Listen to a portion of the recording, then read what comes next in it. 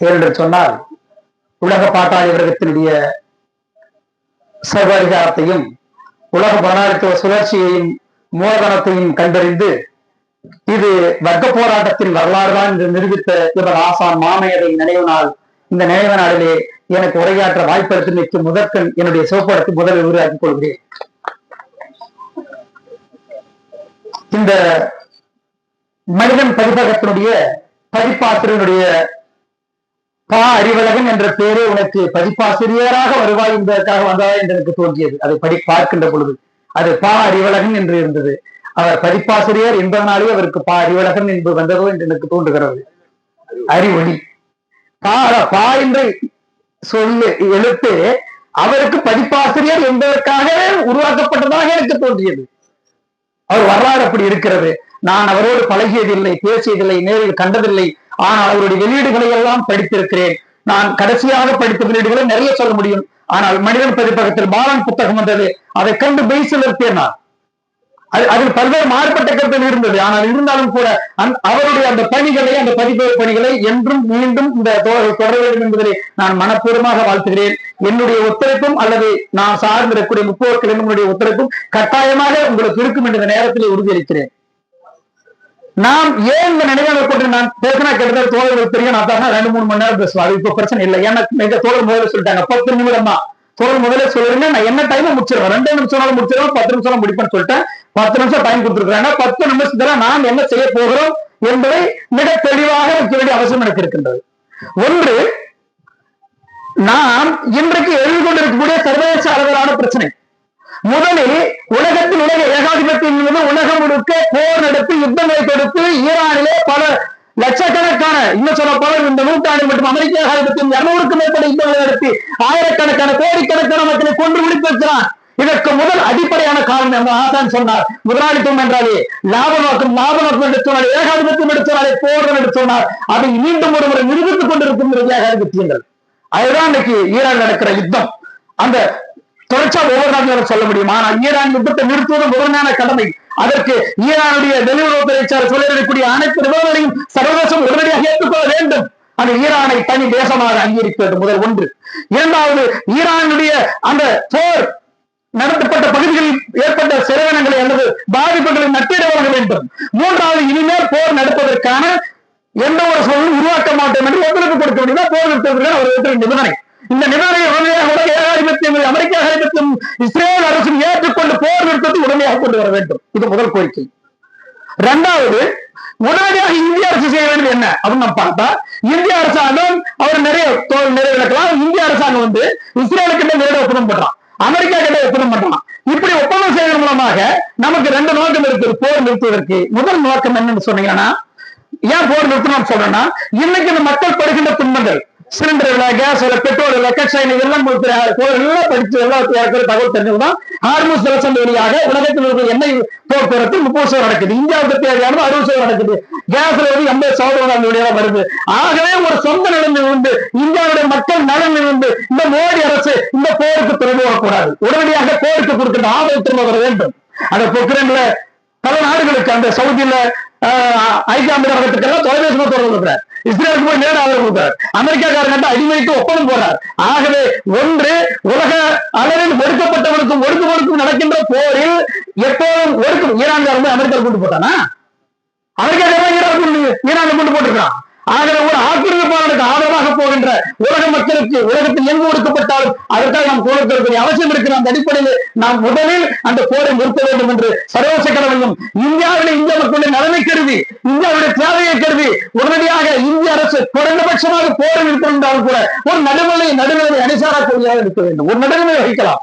ஏன்னா இப்ப வெளியுறவுத்துறை செயலாளர் சொன்ன பிறகுதான் நீங்க 2 கப்பல் வந்திருக்கு, எண்ணெய் கப்பல் வந்திருக்குது, கொஞ்சம் ரிலாக்ஸ் ஆயிருக்கிறாங்க மக்கள்.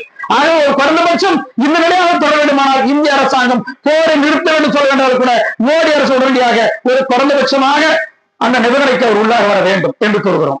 இன்னொன்று, இன்னைக்கு சர்வதேச ஸ்ட்ராட்டஜிகள் என்ன அப்படின்னு சொல்லி முடிச்சுக்கிறேன்.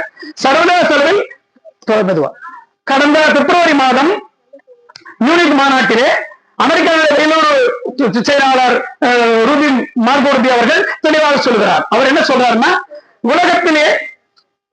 உலகத்திலே கொலம்பஸ் உலகத்தை கடல்வழி பாதை கண்டுபிடிக்கப்பட்ட பிறகு 1945 வரையில் ஏகாதிபத்திய ஐரோப்பிய அந்த காலனியாக்கம் விரிவாக்கம் பேரரசு விரிவாக்கம் தொடர்ந்து கொண்டிருந்தது. 45க்கு பிறகு அது சுருங்கி விட்டது. அது தொடர்ச்சியாக சுருங்கி கொண்டிருக்கிறது. அதற்கு மிக முக்கியமான காரணம் யார் என்று வெளிப்படையாக இருக்கிறார். முதலில் அவர் சொல்வது ஏகாதிபத்திய எதிர்ப்பாளர்கள், அந்த காலனி ஆதிக்க எதிர்ப்பாளர்கள் தான் முதன்மையான காரணம்.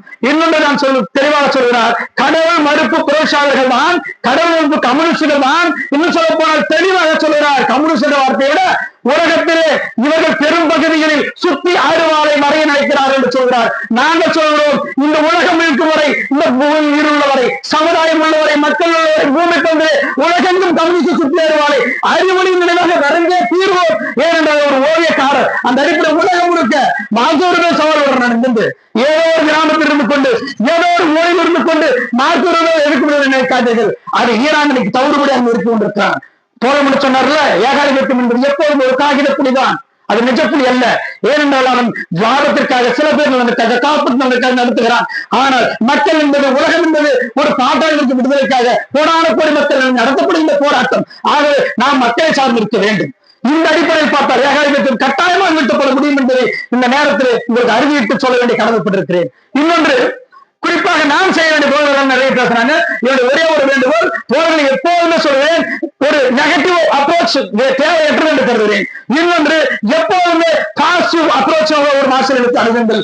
ஏனென்று சொன்னால் மார்க்சியம் என்பது நெகட்டிவ் பாசிட்டிவ் ரெண்டுமே கொண்டதுதான். ஆனால் நெகட்டிவ் என்பதை நாம் பரிசீலனை என்பதை ஒரு சாதன முறையிலிருந்து நாம் கற்றுக்கொள்ள வேண்டிய விஷயம். அது சாதனத்துக்குள்ளாக பேச வேண்டிய விஷயம் நான் கருதுகிறேன். ஒரு பாசிட்டிவ் அப்ரோச் என்பது மக்களுக்கு அறிவுகள் விடுப்பது, மக்களை தட்டி எழுப்புவது, அல்லது வந்து இருக்கிற தோழர்கள் உற்சாகம் என்று அடுத்துக்கிட்டு போக வேண்டும், அவர்கள் நம்பிக்கை பெற வேண்டும் என்று சொன்னால் நாம் நமக்கும் இருக்கக்கூடிய பல்வேறு பிரச்சனைகளை, இன்னைக்கு முதன்மையான பிரச்சனைகள் தோன்ற ஸ்தாபன வச்சோம், அப்படி இல்லை. நாம் சொல்வதெல்லாம் நமக்கு இருக்கக்கூடிய முதன்மையான பிரச்சனை உலகத்தில் ஏகாதிபத்தியங்கள் அவர்களை வீழ்த்துவதும் அதற்கான போராட்டம் எடுப்பதும். இந்தியாவை பொறுத்தவரையில் இந்தியாவில் நாம் செய்த பல்வேறு பிள்ளைகளில் இருந்து படிப்பினை கற்றுக்கொள்ள வேண்டுமானால் இன்றைக்கு இருக்கக்கூடிய இந்திய சமூகத்தை பற்றியான, தமிழகத்தை பற்றியான, இந்த இந்தியாவுடைய ஆட்சியாளர் அரசு அமைப்பு உற்பத்தி முறை துறை பற்றியான மிக துல்லியமான ஒரு ஆசிரியர்கள் அடிப்படையில், ஒரு இயற்கையான பொதுவான அடிப்படையில் நாம் ஆய்வு செய்து முன்வைக்க வேண்டிய கடமை இருக்கிறது. இன்றைக்கு இருக்கிற சூழ்நிலை என்ன தெரியுங்களா? அண்மையில் வந்த அந்த பத்திரிகை ஆய்வுகள் போல பார்த்தீங்கன்னா தெரியும், உலகத்திலே பில்லியனர்ஸ் கோடீஸ்வரர்கள் என்று சொன்னால் உலகத்திலே இந்தியாவில் மட்டும் 291 பேர் காணும். உலகத்திலே பில்லியன் கோடீஸ்வரர்கள். அவர்கள் உலகத்தில் இருக்கக்கூடிய மொத்த சொத்து 7% வச்சிருக்கான். இந்தியாவுக்கு மட்டும் இந்தியாவில் இருக்கிற உலக சொத்துல 7% தான். இந்தியாவில் இருக்கிற சொத்துல 25% வச்சிருக்கான். வெறும் 291 பேர். இந்தியாவுடைய மொத்த கேபிட்டலிஸ்ட், இந்தியாவோட மொத்த சுழற்சியின் வெறும் 201 பேர் கட்டுப்படுறான். இது 1990க்கு முன்னால் ஒரே ஒரு ஆள் தான் பில்லியனர்ஸ் இருந்தான். ஆனா இன்னைக்கு பில்கேட்ஸுக்கு, இன்னைக்கு எலான் மாஸ்க்கு நிகராக என்று, அவனுடைய பொருளாதாரத்துக்கு நிகராக என்று நடக்கக்கூடிய அளவில் இருக்கக்கூடிய முதலாளிகள், கார்பரேட் கம்பெனிகள் இந்தியாவில் நிறுத்திருக்கிறார்கள். ஆகவே இந்திய சமூகத்தை ஒரு வட்ட போராட்டத்தின் வரலாறாக, இந்திய சமுதாயத்தின் 30-20 பற்றியான ஒரு மார்க்சிய நிலையத்தில் மிக துல்லியமாக ஆய்வு செய்தும், அதன் அடிப்படையில் ஒரு திட்டத்தை உருவாக்குவதும், அதன் அடிப்படையில் ஒரு போராட்டத்தை உருவாக்குவதும், அதன் அடிப்படையில் செயல்பட்டு உருவாக்குவதும், அதன் அடிப்படையில் ஒரு கட்சியை கட்டுவதும், அதன் அடிப்படையில் ஒரு ஊழியர்கள் உருவாக்குவதும் நம் முன்னாள் முதன்மையான கடமை. ஆகவே நாம் கடனோட பாதையில் படிப்பினை கற்றுக்கொள்வோம், கைவிடுவோம் என்று அல்ல, நாம் படிப்பினை கற்றுக்கொள்வோம், முன்னேறுவோம். புரட்சி இயக்கங்கள் பல்வேறு குழுக்களாக பிளவுபட்டிருக்கலாம். ஆனால் இந்த நிலைகள் எல்லாம் மார்க்சியமாக ஏற்கனவே வழிகாட்டிவிட்டார், நிறைய விஷயங்களை சொல்லிவிட்டார். ஆனால் இந்தியாவை பொறுத்தவரை நமக்குள் இருக்கிற பல்வேறு மாறுபட்ட கருத்துக்களை கட்டாயமாக தீர்ப்பதற்கு ஒரு அரசியல் சித்தாந்த தத்துவ போராட்டத்தை முன்னெடுப்போம். அறிவுரையின் நினைவாக நாம் இந்த நேரத்தில் இதை சபதம் ஏற்போம். இது வெறும் 100 பேர் 200 பேர்கள் கூட்டம் அல்ல, கோடிக்கணக்கான லட்சக்கணக்கான மக்கள். நான் வந்தோட தோல் இந்த மட்டும் போல இந்த விஷயத்தை ஒரு பெரும் மாபெரும் நகரத்தில் இருக்கிறோம். லட்சக்கணக்கான மக்களை நாம் திரட்ட வேண்டிய அவசியம் இருக்குன்னு சொன்னேன். கட்டாயமாக காலத்தில் அறிவுரையினுடைய நினைவாக நேரத்தை சபதம் ஏற்றுக் கொண்டு எனக்கு பேச வாய்ப்பளித்த அருமை தோழர் ஒப்பந்த தொழிலாளர் பாதுகாப்பு ஈஸ்வரர்களுக்கும், தோழர் நினைவேந்தர்களுடைய பொறுப்பாளர்களுக்கும், எனது சார்பாகவும் நான் சார்ந்திருக்கக்கூடிய முற்போக்கு இளைஞர் சார்பாகவும் மீண்டும் ஒரு முறை உங்களுக்கெல்லாம் சூழ்நிலை உருவாக்கி அறிவழிக்கு எங்கள் அமைப்பின் சார்பாகவும் உங்கள் சார்பாகவும் அவருக்கு வீர வணக்கத்தையும் சிவப்பதற்கு உருவாக்கி நன்றி கூறி விடுபடுகிறேன். வணக்கம்.